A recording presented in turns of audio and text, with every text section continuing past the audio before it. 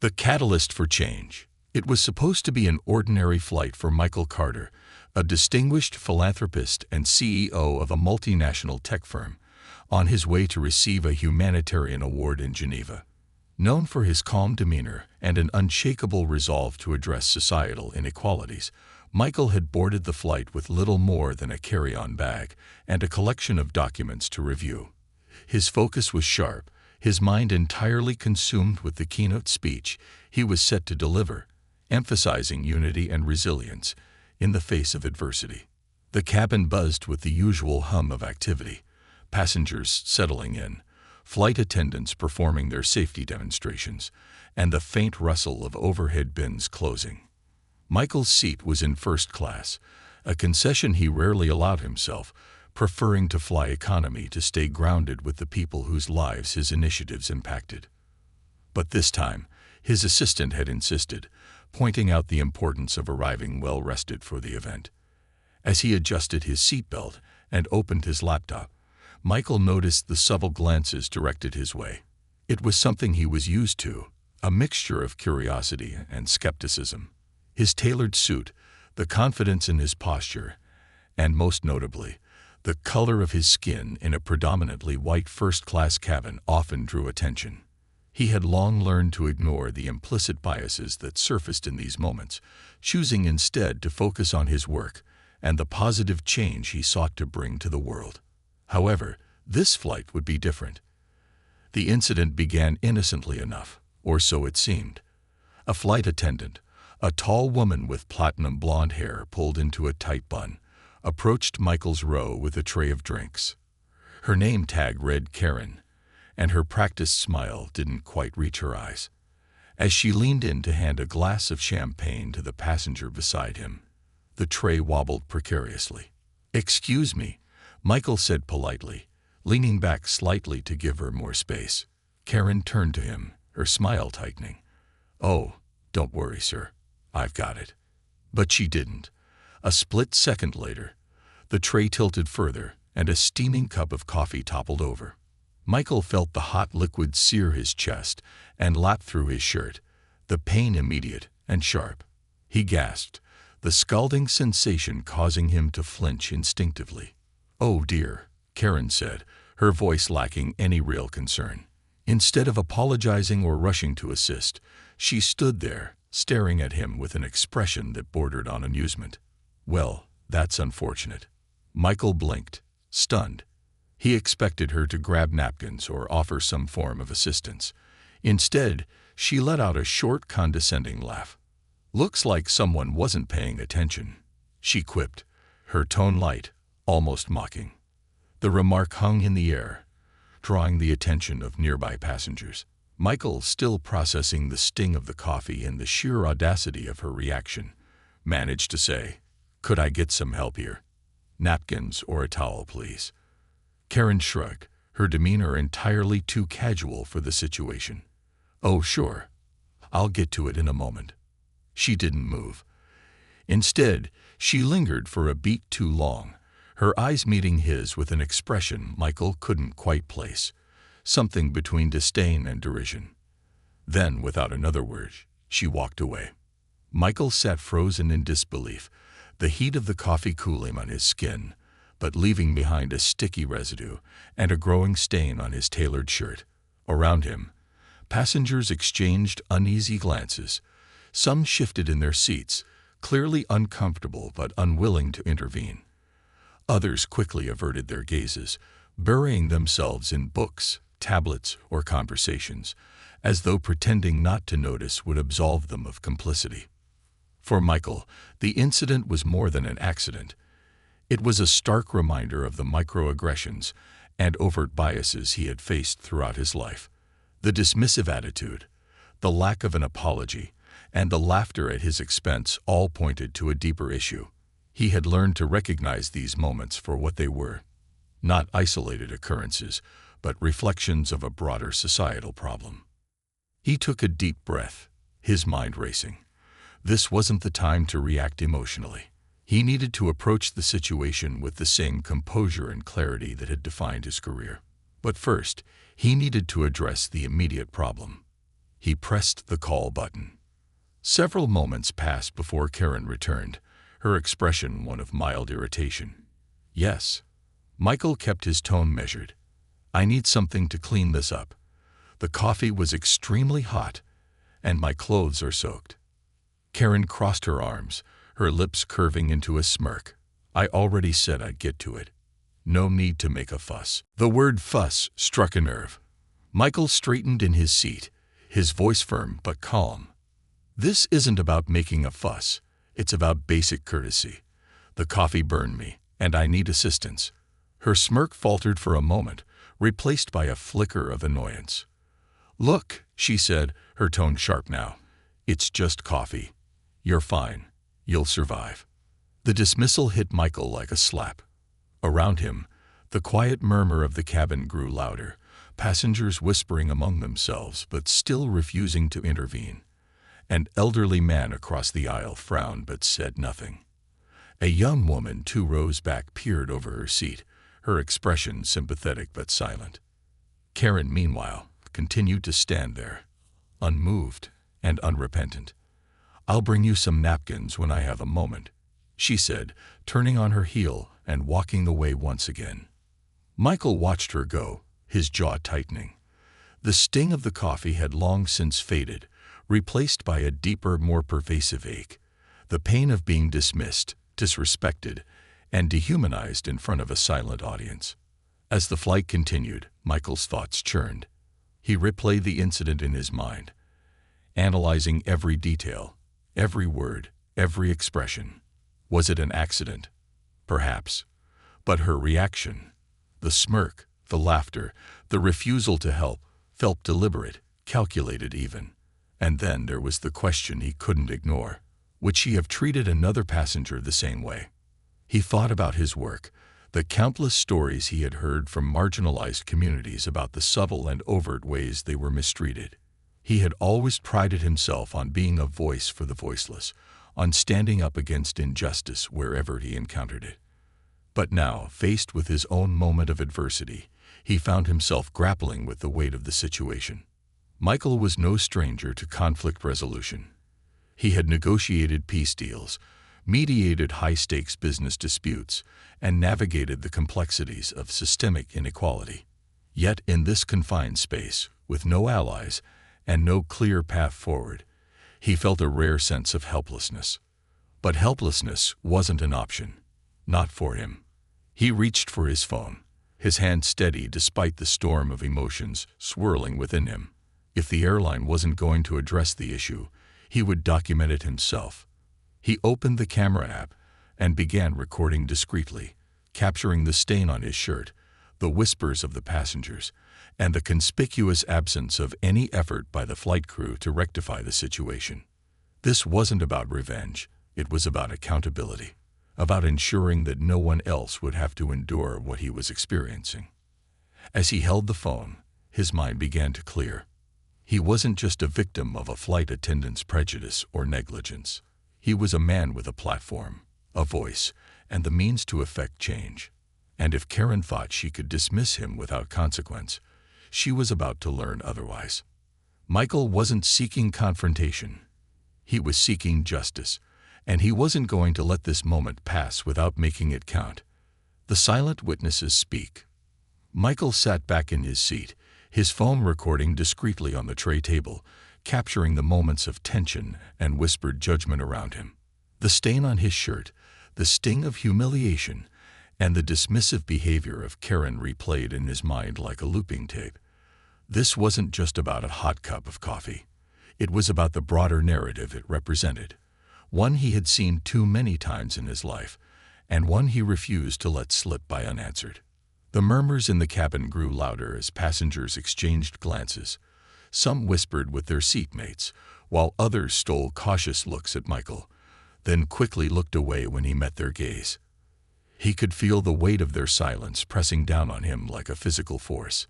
His instinct told him they were uncomfortable, but not enough to act. Not yet.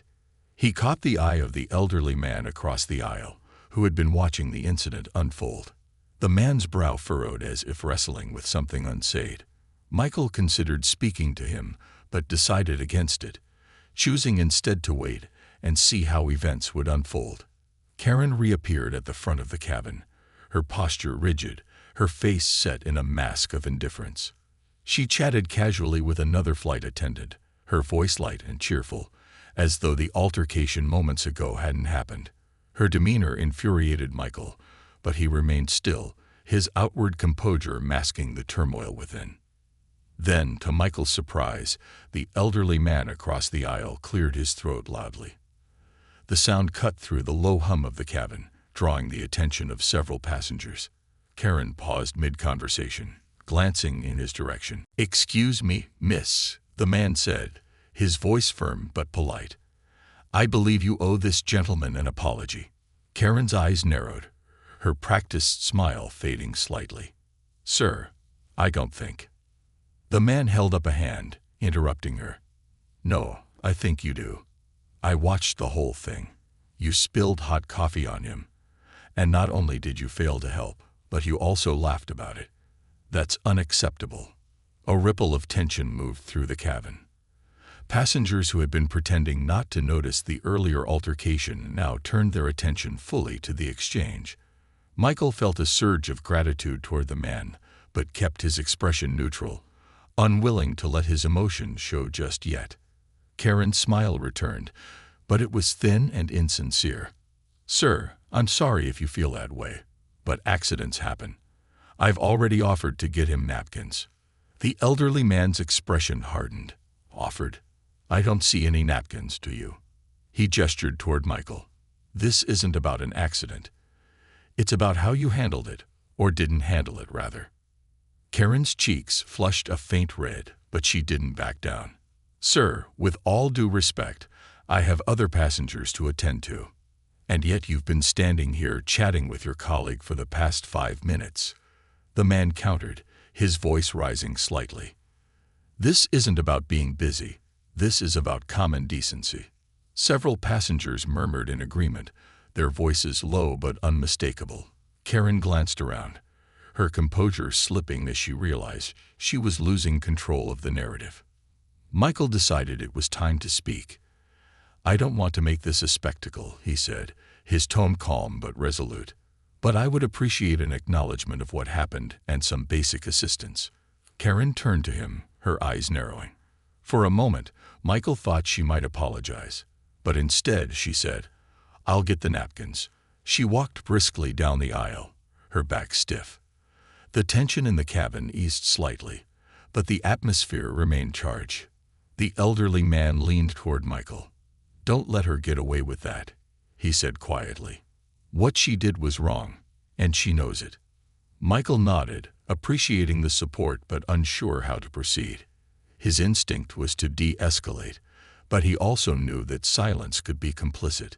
He decided to bide his time, observing how the situation would unfold. A young woman across the aisle, who had been typing on her laptop, leaned forward. "That was really unprofessional," she whispered. "I can't believe she acted like that." Michael glanced at her, surprised. "Thank you," he said softly. "I appreciate you saying something." She nodded, her expression earnest. "I don't want to get involved in drama, but someone had to speak up." Her words struck a chord with Michael. People didn't want to get involved. That was the crux of the problem. Most of the passengers had witnessed the incident, but only a few were willing to voice their disapproval. The rest had chosen the path of least resistance, prioritizing their own comfort over standing up for what was right. Karen returned a few minutes later with a handful of napkins, which she handed to Michael without meeting his eyes. "Here," she said curtly, then turned to leave. "Wait," Michael said, his voice firm. Karen stopped, her posture tense. "Yes, I'd like to speak to the flight supervisor," Michael said. His tone was calm, but left no room for argument. "I think it's important that we address this situation properly." Karen's eyes widened slightly, but she quickly masked her surprise. "The supervisor is busy right now." "I can wait," Michael said evenly. "But I will be speaking to them." The cabin grew quiet, the tension thick enough to cut with a knife. Karen stared at him for a long moment before nodding curtly and walking away. Several minutes later, a man in a crisp uniform approached Michael's seat. His name tag read Ryan, and his expression was a mixture of professionalism and concern. "Good evening, sir. I'm the flight supervisor. I understand there's been an issue." Michael recounted the incident calmly, outlining what had happened and emphasizing Karen's dismissive behavior. Ryan listened intently, his brow furrowing as the details unfolded.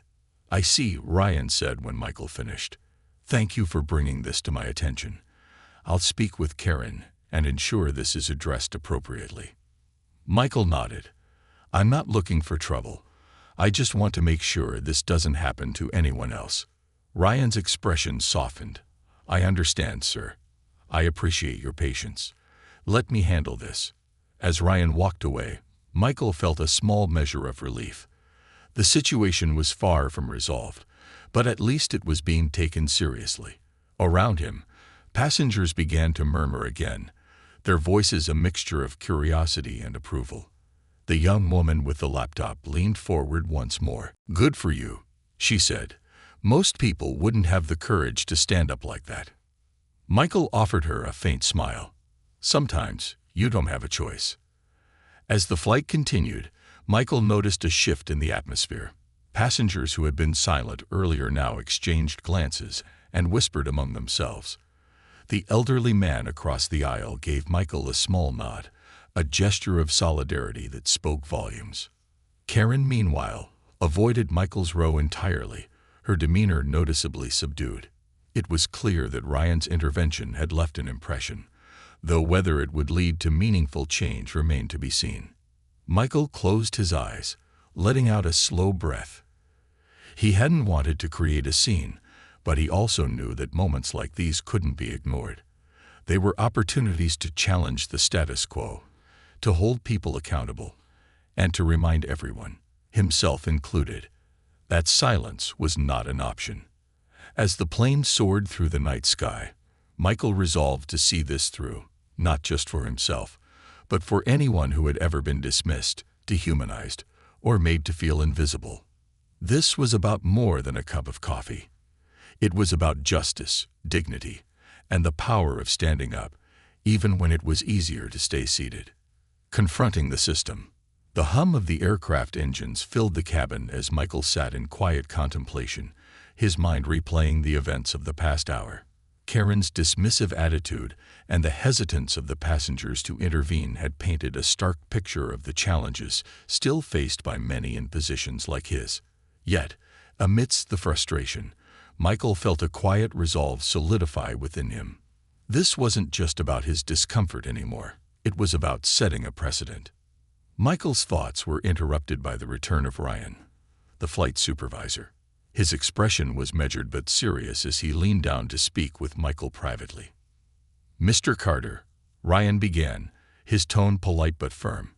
"I've spoken with Karen, and I'd like to apologize on behalf of the airline for her behavior. We take incidents like this very seriously, and I assure you that appropriate steps will be taken to address it." Michael appreciated the effort, but he could tell from Ryan's carefully chosen words that the airline might be more focused on damage control than genuine accountability. He met Ryan's gaze steadily. "Thank you for acknowledging the issue, Ryan," Michael said, his voice calm. "But with all due respect, an apology isn't enough. This isn't just about me. It's about how your staff handles situations like these and how passengers like me are treated." Ryan's expression tightened slightly, though he maintained his professionalism. "I understand your frustration, sir. I'll make sure this incident is documented, and I'll personally follow up with Karen and the rest of the crew." "That's a start," Michael replied. "But I'd like to understand what steps your airline takes to train staff on issues like bias and respect for passengers. Because what I experienced today wasn't just unprofessional, it was personal, and I believe it reflects a deeper issue." Ryan hesitated, clearly unprepared for the conversation to shift to systemic concerns. "We do have training programs in place, sir," he said carefully. "But if you feel there are gaps, we welcome feedback from our passengers." Michael nodded, though he could sense the vague response was meant to deflect further scrutiny. "I'd like to ensure that this feedback isn't just dismissed as an isolated incident. What happened here needs to be addressed at a broader level. Can you provide me with the airline's contact information for filing a formal complaint?" Ryan's posture stiffened slightly, but he nodded. "Of course. I'll have that information sent to your email. In the meantime, if there's anything else I can do to make you more comfortable, please let me know." Michael gave a polite nod, appreciating Ryan's effort but recognizing the limitations of his authority. As Ryan walked away, Michael couldn't help but notice Karen lingering near the galley, her eyes darting toward him before quickly looking away. Her demeanor had shifted from smug to subdued, but Michael knew this wasn't about her guilt. It was about the potential consequences she now faced. The tension in the cabin had lessened somewhat, but Michael could still feel the occasional glances of the passengers. Some seemed curious, others supportive, and a few remained indifferent. The elderly man across the aisle leaned over, his voice low. "You handled that well," he said, "but don't let them brush this under the rug. You have every right to demand accountability." Michael nodded, appreciating the man's words. "Thank you. I won't let this go." The young woman with the laptop chimed in, her voice equally soft but firm. "If you need witnesses, I'll vouch for you. I saw everything." Michael offered her a small, grateful smile. "That means a lot. Thank you." Her support, combined with the elderly man's encouragement, gave Michael a renewed sense of purpose. This wasn't just about him anymore. It was about everyone who had ever been dismissed, disrespected, or silenced. He was determined to turn this moment into a catalyst for change. As the flight continued, Michael decided to gather his thoughts. He opened his laptop, pulling up a blank document, and began drafting a detailed account of the incident. He included every detail he could remember. From the initial spill to Karen's dismissive remarks, her smirk, and the refusal to help. He described the reactions, or lack thereof, of the other passengers, as well as Ryan's response. Michael had always believed in the power of documentation, whether it was addressing inequality in the workplace or advocating for underprivileged communities. He knew that a well-documented case could lead to real change. This time, he was using that principle to fight for himself. He also began researching the airline's policies on passenger treatment and bias training, noting any gaps or ambiguities. The more he read, the more he realized how much room there was for improvement. The young woman leaned across the aisle again, her curiosity piqued. "Are you writing a complaint?" Michael nodded. "I am. But it's more than that. I want to ensure this airline understands the implications of what happened today. This isn't just about one flight attendant. It's about the culture that allows this kind of behavior to go unchecked." She nodded thoughtfully. "That makes sense. If you need support, let me know. I've got a pretty big following on social media. I could help spread the word if it comes to that." Michael appreciated her offer, but hesitated. He wasn't sure if going public was the right approach, at least not yet. For now, he wanted to exhaust all internal avenues for accountability. But it was good to know he had allies if the situation escalated. As the plane began its descent, Ryan returned to Michael's seat, his expression more conciliatory than before. "Mr. Carter, I've taken the liberty of documenting everything we discussed. I've also spoken with our corporate office, and they'll be reaching out to you personally to address your concerns." Michael nodded, though he could tell Ryan was eager to resolve the matter quickly. "Thank you, Ryan. I'll look forward to their call." Ryan hesitated for a moment before adding, "I've also spoken with Karen, and I can assure you that her actions today will be addressed appropriately." Michael met his gaze, his voice firm. "I hope so, because this isn't just about Karen. It's about ensuring that no other passenger has to go through what I did." Ryan nodded, his expression serious. "Understood, sir. And again, I apologize on behalf of the airline." As Ryan walked away, Michael felt a mixture of relief and lingering frustration.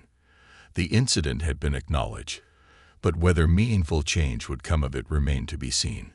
The plane landed smoothly, and as passengers began gathering their belongings, Michael noticed a shift in the atmosphere. The elderly man across the aisle gave him a small nod of encouragement as he stood to retrieve his bag. The young woman with the laptop offered a warm smile. Karen, meanwhile, avoided his gaze entirely as she stood by the galley, bidding passengers a curt farewell. Michael caught her eye briefly as he walked past, and for a moment, he thought he saw a flicker of regret, but he didn't dwell on it. This wasn't about her anymore. It was about the bigger picture. As Michael stepped off the plane and into the terminal, he felt a renewed sense of determination. He had faced moments of adversity before, but this one felt different. This was a chance to shine a light on a systemic issue and to ensure that the airline and the broader industry took steps to address it. Michael wasn't just fighting for himself. He was fighting for dignity, respect, and accountability. And as he walked through the bustling terminal, his phone buzzing with emails and notifications, he knew this was only the beginning. The battle beyond the flight. Michael walked through the bustling terminal, his mind focused on the next steps. He carried his briefcase in one hand, the other gripping his phone tightly. Notifications buzzed continuously, a mix of messages from his assistant, emails from colleagues, and updates from the airline's customer service. But Michael wasn't in a rush to respond just yet. He needed to think. The coffee stain on his shirt had dried, leaving a dark, unsightly reminder of the ordeal. He glanced at it briefly before straightening his posture. This was about more than a ruined shirt or a flight attendant's dismissive behavior. This was about accountability, about setting a precedent so others wouldn't have to endure the same treatment. As he approached the exit, his phone vibrated with an incoming call. The screen displayed the name of his assistant, Clara. He answered, his voice calm despite the whirlwind of emotions he was feeling. "Clara," he said, stepping to the side of the walkway. "I'm off the flight." "Michael, are you okay?" Clara's voice was filled with concern. "I saw the messages you sent during the flight. What happened?" Michael recounted the incident briefly, omitting some of the smaller details, but emphasizing the dismissive attitude of the flight attendant and the lack of immediate accountability. Clara listened intently, her frustration evident. "That's unacceptable," she said. "Do you want me to escalate this with the airline? I can draft a formal complaint and loop in our legal team." Michael shook his head, though she couldn't see him. "Not yet. I want to handle this personally first. I've already started documenting everything. Let's see how they respond before we bring in the lawyers." "Understood," Clara said, her tone firm. "But let me know if you need anything. You shouldn't have to deal with this alone." "I won't be alone," Michael said, his voice carrying a quiet resolve. "This isn't just about me. It's about everyone who's been treated like this and couldn't fight back." Clara hesitated before responding, her voice softer now. "I know you'll handle this the right way, Michael. Just don't let it weigh on you too much." Michael thanked her and ended the call, his determination renewed. As he exited the terminal and stepped into the cool evening air, he resolved to approach this issue with the same meticulous care he brought to his work as a philanthropist and CEO. Back at his hotel room, Michael sat at the desk, his laptop open, and his phone recording voice notes. He was compiling a detailed timeline of the incident, ensuring no detail was overlooked. He also reviewed the airline's website, carefully reading through their customer service policies, their statements on diversity and inclusion, and their guidelines for addressing passenger complaints. The more he read, the clearer it became that the airline's stated values didn't align with what he had experienced. Their website boasted about their commitment to inclusivity and respect, but his encounter with Karen told a different story. Michael decided to write a formal complaint. His words were precise but powerful, detailing the incident, the flight attendant's behavior, and the subsequent lack of accountability.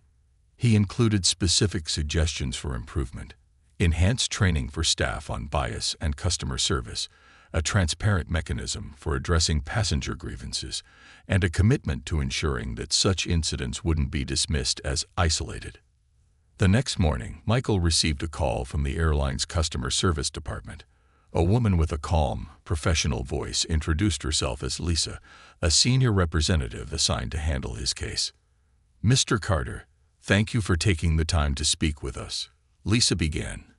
"We've reviewed the initial report from the flight supervisor and would like to sincerely apologize for your experience.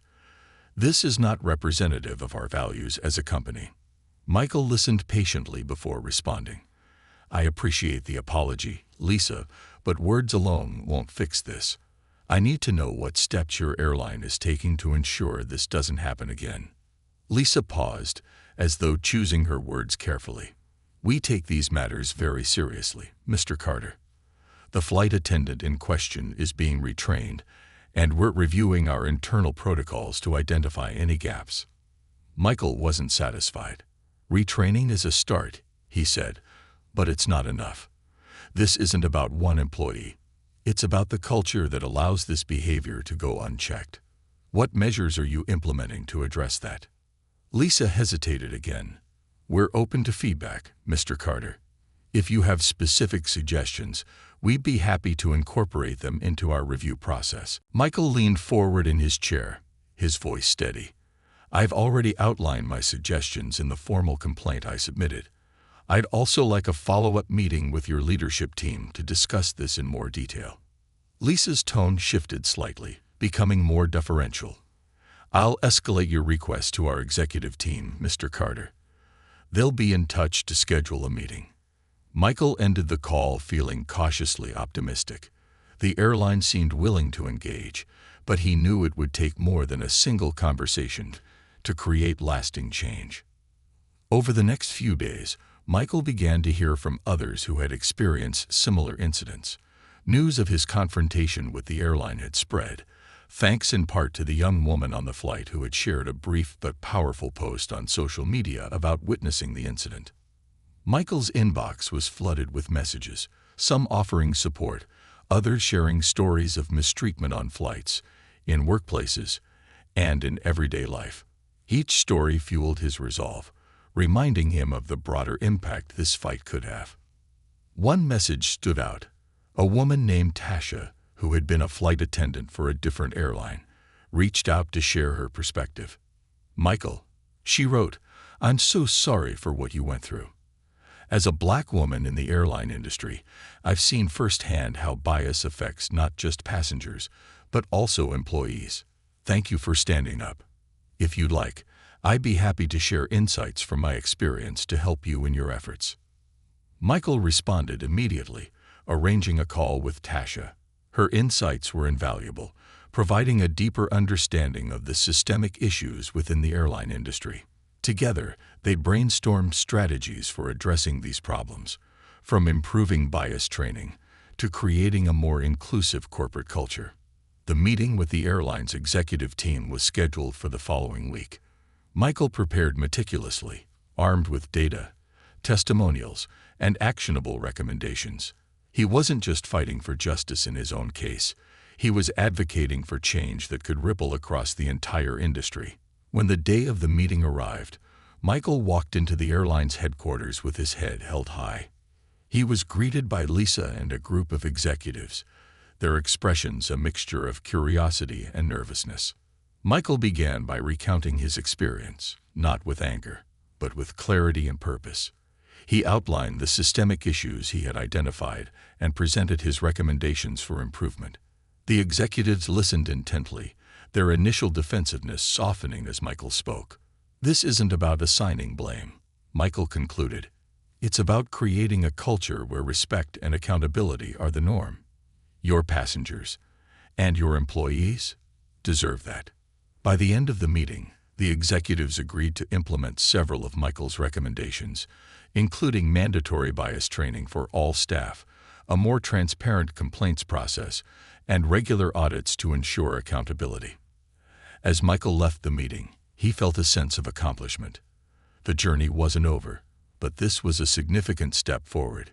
He had turned a moment of humiliation into an opportunity for change, proving that even in the face of adversity, it was possible to make a difference. Back at his hotel, Michael reflected on the experience. He thought of the passengers who had spoken up, the strangers who had shared their stories, and the allies he had gained along the way. This wasn't just his fight.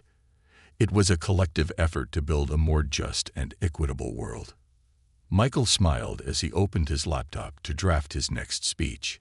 He knew exactly what he would say. That true change begins when we refuse to stay silent, even when it's difficult. The ripple effect. The weeks following Michael's meeting with the airline's executive team were a whirlwind of activity. What began as a single confrontation on a plane had blossomed into a movement, fueled by a growing wave of support from people across the globe. The young woman from the flight, whose viral social media post had kick-started public interest, had inadvertently shone the spotlight on the systemic issues within the airline industry. Michael, though initially hesitant to draw attention to himself, recognized the opportunity to amplify the voices of others who had faced similar injustices. He received emails, phone calls, and direct messages from people in every corner of the world. Passengers who had been mistreated, flight attendants who had faced internal discrimination, and even airline executives from other companies who wanted to learn from the steps Michael was advocating. His inbox became a tapestry of human experiences, each one a testament to the urgency of his mission. But with this newfound platform came challenges. Michael sat at his desk one evening, scrolling through an endless stream of messages. Some were supportive, others critical. The criticism, though a minority, stung in unexpected ways.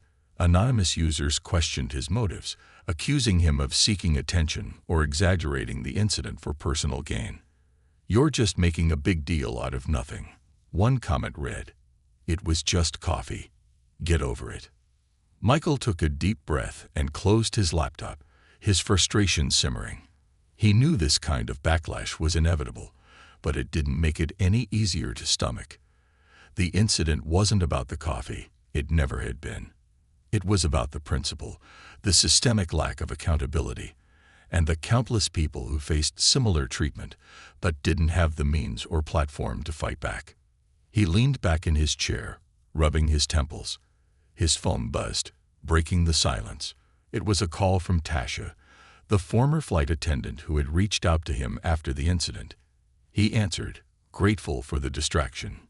"Hey, Michael," Tasha said, her voice warm and encouraging. "I just saw the interview you did with that news outlet. You're doing an incredible job." Michael smiled faintly. "Thanks, Tasha, but not everyone seems to agree. The criticism is exhausting." "It always is," Tasha replied. "But that's how you know you're making waves." People resist change, especially when it forces them to confront uncomfortable truths. Don't let it get to you. Michael exhaled slowly. "I'm trying. It just feels like such an uphill battle." "It is," Tasha said. "But remember, you're not alone in this.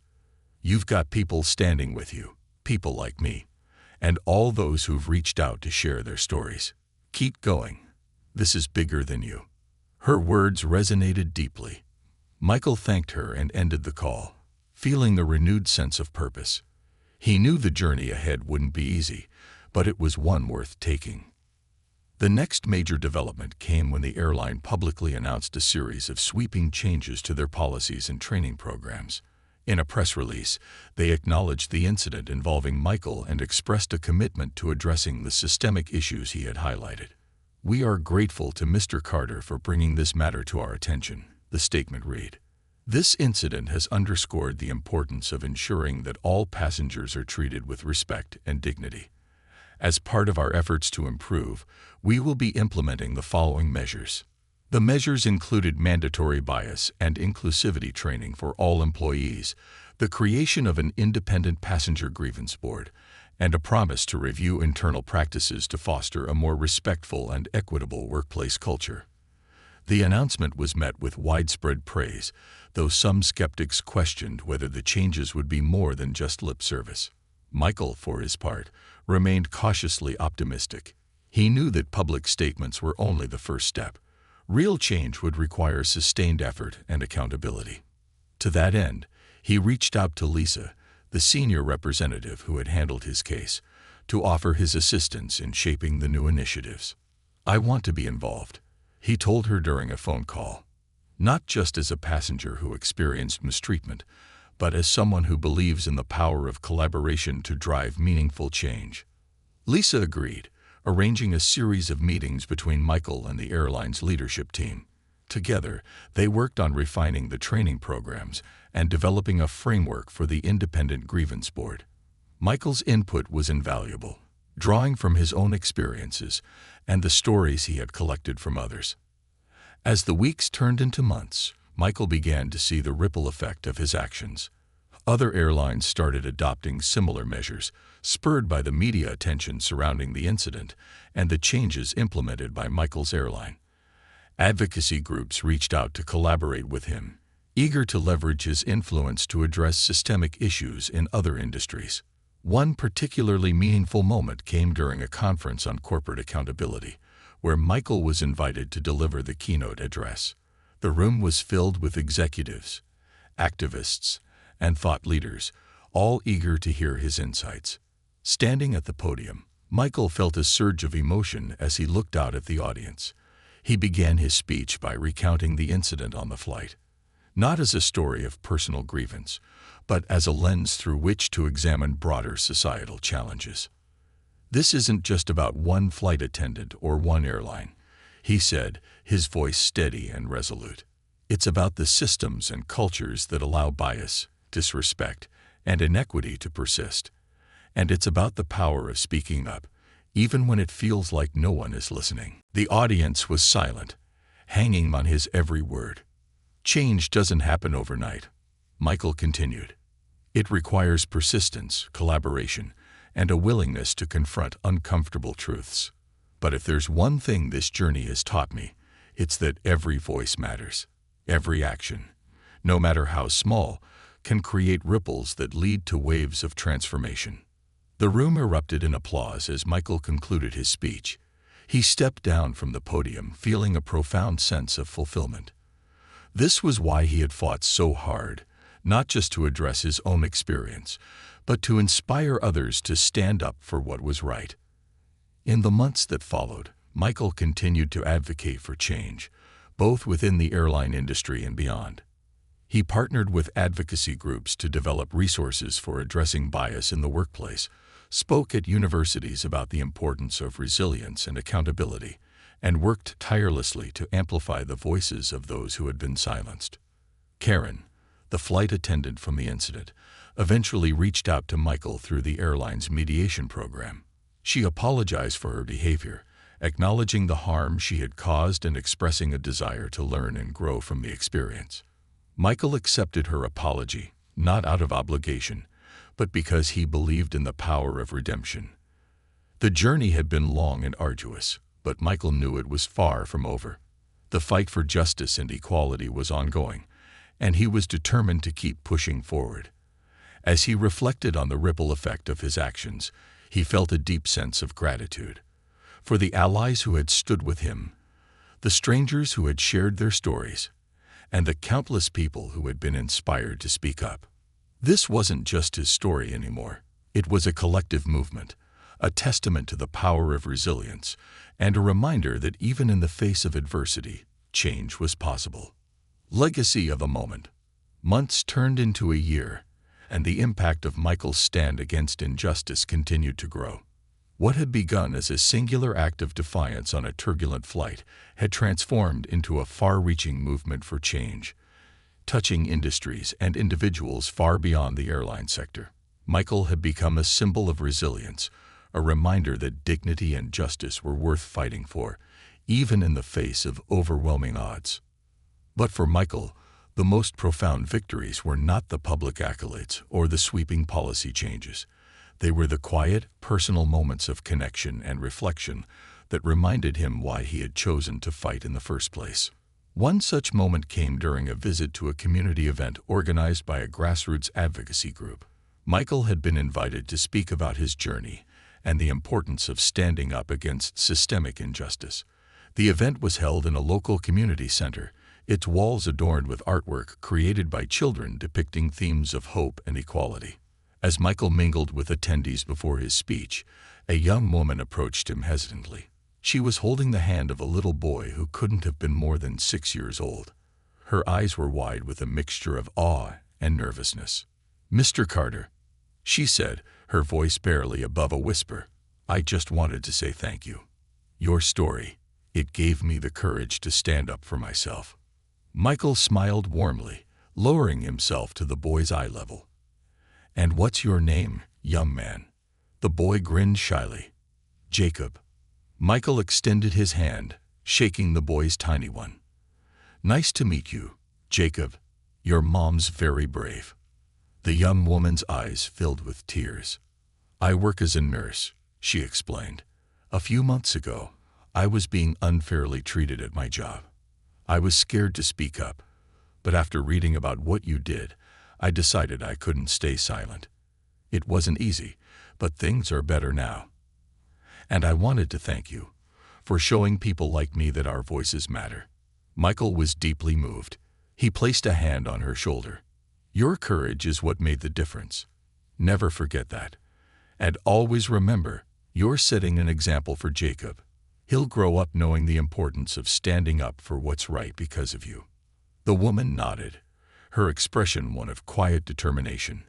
"Thank you, Mr. Carter, for everything." As they walked away, Michael felt a surge of gratitude. These were the moments that mattered most. The lives touched, the seeds of change planted in the hearts of ordinary people. Michael's advocacy work continued to expand. He partnered with universities to develop training programs focused on addressing unconscious bias and fostering inclusive leadership.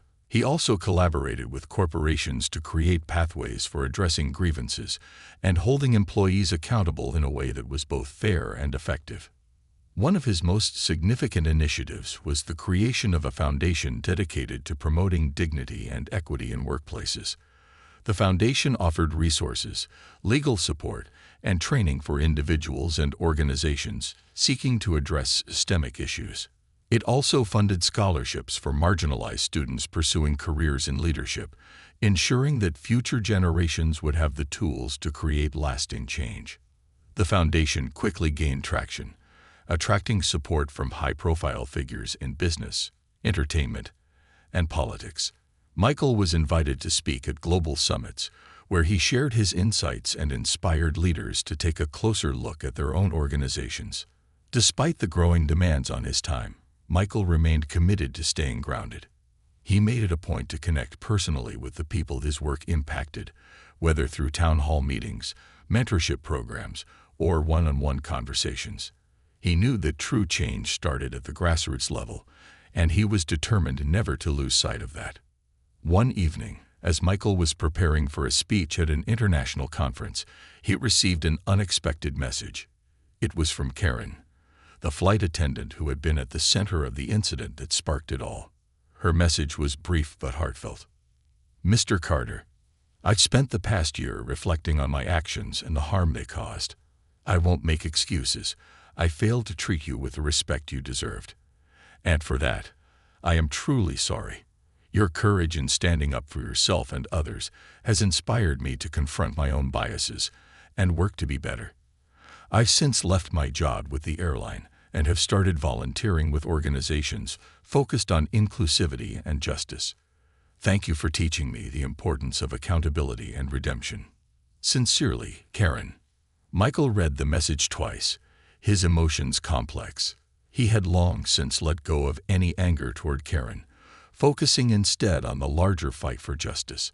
But seeing her transformation was a reminder that even those who make mistakes have the capacity for growth and change. He wrote back, "Karen, thank you for your message. It takes courage to acknowledge past mistakes and work to make amends. I wish you the best in your journey, and I hope your story inspires others to reflect and grow as well. Best regards, Michael Carter." The conference where Michael was set to speak marked a major milestone in his journey.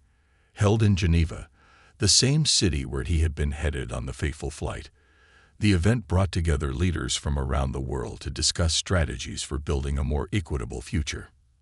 As Michael took the stage, the audience erupted in applause. He stood tall, a symbol of resilience and hope, and began his speech with the words that had come to define his mission. "This isn't just my story, it's all of ours. It's about the moments when we are faced with a choice, to stay silent or to speak up, to accept the status quo or to fight for something better." He spoke of the ripple effect that one action could create, of the lives touched and the change sparked when people refused to accept injustice. He challenged the audience to reflect on their own roles in creating a fairer, more compassionate world. "When we stand up for what's right, we're not just fighting for ourselves. We're fighting for everyone who comes after us," he said. "And that's a legacy worth leaving." The audience gave him a standing ovation, their applause a testament to the impact he had made. As Michael left the stage, he felt a profound sense of fulfillment. The journey had been long and difficult, but it had been worth every step. In the years that followed, Michael's work continued to grow, touching lives in ways he could never have imagined. The foundation he had created became a beacon of hope, empowering individuals and organizations to confront injustice and build a better future. And through it all, Michael remained steadfast in his belief that change was possible, that even the smallest actions could create ripples that transformed the world. As he looked back on the journey, he was reminded of a simple truth. Adversity may test us, but it also shapes us, giving us the strength to fight for what truly matters. And for Michael Carter, that fight would never end.